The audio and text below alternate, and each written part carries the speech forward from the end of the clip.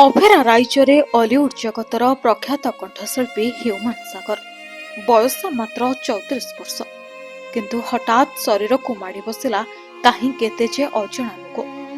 ଆଉ ଶେଷରେ ଜୀବନ ଯୁଦ୍ଧରେ ହାରିଯାଇ ସବୁଦିନ ପାଇଁ ଆଖି ମୁଜିଥିଲେ ହ୍ୟୁମାନ ସାଗର।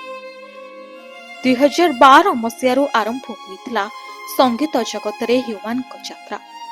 କ୍ୟାରିୟରର ଗୋटे ପରେ ଗୋଟେ ସୋପାନ ଚଢ଼ି ବେଶ୍ ସଫଳତା ସାଉଟୁଥିଲେ ହ୍ୟୁମାନ। କିନ୍ତୁ ସମୟର ଏ ବିଡ଼ମ୍ବନା ଦେଖନ୍ତୁ, ଆଜି ସେ ସମସ୍ତଙ୍କୁ ଛାଡ଼ି ବହୁତ ଦୂରକୁ ଚାଲି ଯାଇଛନ୍ତି। ଏକ ରିଆଲିଟି ଶୋର ବିଜେତା ଭାବେ ନିଜ କ୍ୟାରିୟର ଆରମ୍ଭ କରିଥିଲେ, ଆଉ ସଙ୍ଗୀତ ଜଗତର ଶୀର୍ଷ ସ୍ଥାନରେ ଏକ ପ୍ରଖ୍ୟାତ କଣ୍ଠଶିଳ୍ପୀ ଭାବେ ସେତିକି ସୁନାମ ମଧ୍ୟ ଅର୍ଜନ କରିଥିଲେ। ଯେଉଁ ହ୍ୟୁମାନଙ୍କର ଗୋଟିଏ ଗୋଟିଏ ଗୀତ ଲୋକଙ୍କ ଆଖିରେ ଲୁହ ଆଣିଦିଏ, ସେହି ହ୍ୟୁମାନ ଆଜି ଆଉ ନାହାନ୍ତି। ହଁ, ହ୍ୟୁମାନ ନାହାନ୍ତି ସତ, କିନ୍ତୁ ସେ ଗାଇଥିବା ପ୍ରତିଟି ଗୀତ ଏବେ ବି ଲୋକଙ୍କ ହୃଦୟରେ ଅଛି।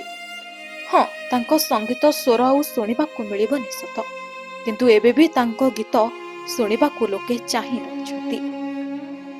ଭୁବନେଶ୍ୱର ଏମ୍ସରେ ଚିକିତ୍ସାଧୀନ ଅବସ୍ଥାରେ ହ୍ୟୁମାନଙ୍କର ଗତ ରାତିରେ ପରଲୋକ ହୋଇଛି। ମୃତ୍ୟୁ ଖବର ଶୁଣିବା ପରେ କେବଳ କଳାକାର ନୁହେଁ, ବିଭିନ୍ନ ବୟସ ବର୍ଗର ଲୋକେ ପାର୍ଥିବ ଶରୀର ଦେଖିବାକୁ ଏମ୍ସରେ ଭିଡ଼ ଲଗାଇଥିଲେ। ପୁରା ଏମ୍ସ ପରିସର ସ୍ତମ୍ଭୀଭୂତ ହୋଇଯାଇଥିଲା। କାହା ମୁହଁରେ ଯେମିତି କିଛି କହିବାକୁ ଭାଷା ନଥିଲା।